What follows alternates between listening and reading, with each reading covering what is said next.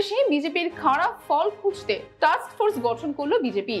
যে টাস্ক ফোর্সে মূলত 60 জন কর্মী থাকবেন এবং সেই 60 জন কর্মী উত্তরপ্রদেশের অলিগলিতে গিয়ে সাধারণ মানুষের সঙ্গে কথা বলবেন এবং তারা কেন বিজেপি থেকে মুখ ফিরিয়ে নিলেন সেই বিষয়ে জানার চেষ্টা করবেন। যে রিপোর্টের উপর ভিত্তি করে কিন্তু 2027-এর বিধানসভা নির্বাচনের কৌশল তৈরি হবে।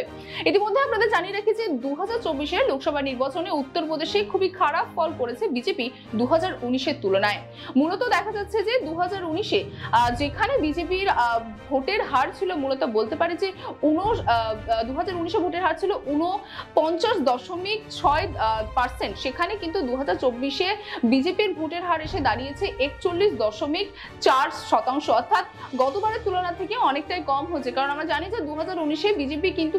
উত্তরপ্রদেশে পেয়েছিল 62টি আসন, সেখানে কিন্তু এবার 2024-এ দেখা যাচ্ছে বিজেপি আসন পেয়েছে কিন্তু মূলত 33টি, অর্থাৎ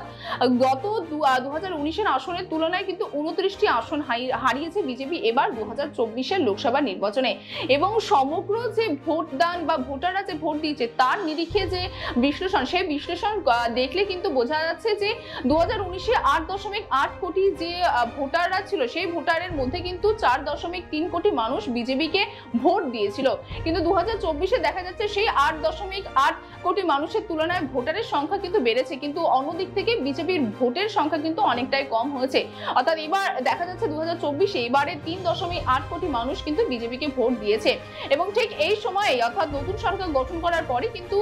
বিজেপির কেন্দ্র নেতৃত্বের যে আদেশে বা নির্দেশে বলতে পারেন যে রাজ্য নেতৃত্ব উত্তরপ্রদেশে বিজেপির খারাপ ফল কারণের একটি রিপোর্টও পাঠিয়েছেন এবং যে রিপোর্টে মূলত মনে করা হচ্ছে যে অনেকটাই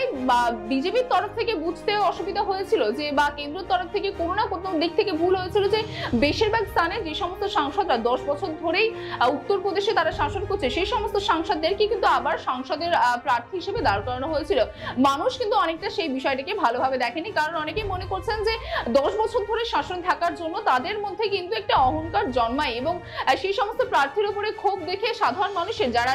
একদম নিম্ন স্থানে যারা কর্মীরা রয়েছে তারাও কিন্তু সেই সমস্ত লোকসভা কেন্দ্রে ভালোভাবে প্রচার করেনি, যেটা বুঝতে কিন্তু বিজেপির অনেকটাই সময় লেগে গেছে। অর্থাৎ বলতে পারেন ফলাফলের পরে কিন্তু বিজেপি এটা বুঝতে পেরেছে যে তাদের হয়তো প্রার্থী বদলে নতুন প্রার্থী দিলে হয়তো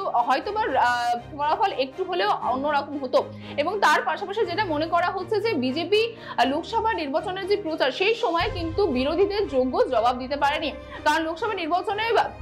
যদি আমরা উত্তরপ্রদেশের কথা বলি সেখানে কিন্তু বিরোধীরা বারবার বলেছে যে আর বিজেপি যদি 400 পার হয় আসন তাহলে কিন্তু তারা সংবিধান বদলে দেবে, সংবিধানে কিন্তু সংরক্ষণ তুলে দেবে এবং সেই কথার কিন্তু যোগ্য জবাব বিজেপি দিতে পারেনি। অর্থাৎ তো মূলত মনে করেন যে বিজেপির যে কেন্দ্র বা রাজ্য দপ্তর যে নেতৃত্ব তারা মনে করছেন যে যার কারণে দলিত সম্প্রদায়ের মানুষ কিন্তু সম্পূর্ণ ভোটটায় সমাজবাদী পার্টিকে দিয়েছে বা অন্যান্য বিরোধী দলকে দিয়েছে, আর শুধুমাত্র সংরক্ষণ তুলে দেওয়ার ভয়ে যে যদি বিজেপি 400 পার হয়েছে তাহলে হয়তো তাদের সেই সংরক্ষণ থাকবে না। এবং তার পাশাপাশি আরো অন্যান্য কারণের মধ্যে অন্যতম কারণ মনে করছেন মূলত রাজনৈতিক বিশেষজ্ঞরা যে বিজেপি লোকসভা ভোটের যে প্রচার সেই প্রচারে হিন্দু মুসলিম বিভাজনের উপর বেশি জোর দিয়েছিল। অন্যদিকে যারা বিরোধী দল রয়েছে তারা কিন্তু সেই সমস্ত রাজ্য বলুন বা সেই সমস্ত লোকসভা কেন্দ্র বলুন যেখানে তারা প্রচার করছে সেখানে স্থানীয় যে সমস্যাগুলি সেগুলিকে বেশি